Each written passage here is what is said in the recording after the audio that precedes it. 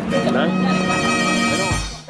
D'altra parte anche il comune, tenendo conto che l'area comunque è stata acquisita da imprese e quindi è da considerarsi privata a tutti gli effetti, non può intervenire.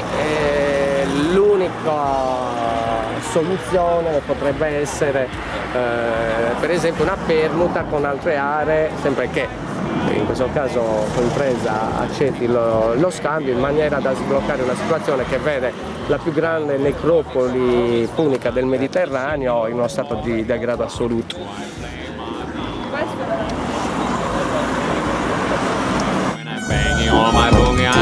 King of the bongo, king of the bongo.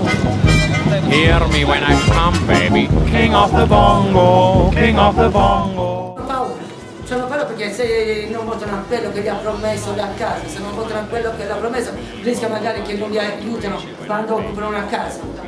King without a crown, and I'm losing a big town. But I'm the king of bongo, baby. I'm the king of bongo. King of the bongo. Dai, ripeti. Tu voti Massimo Aressu, scusa, perché? Scusi, lei si mossa io. È stata un'opera incompiuta, doveva essere una piscina, da circa 3 anni i lavori vengono ripresi e continuamente interrotti.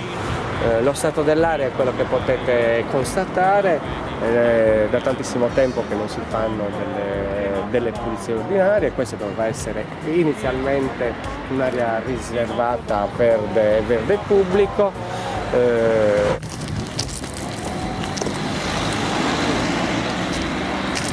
Le residenze, che effettivamente ancora non esistono e probabilmente si spera non esisteranno mai.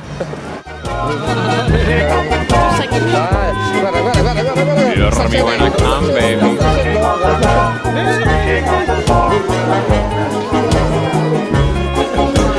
Mama was queen of the Congo, Papa was king of the Congo. Deep down in the jungle, after banging like a spongy. Bongo.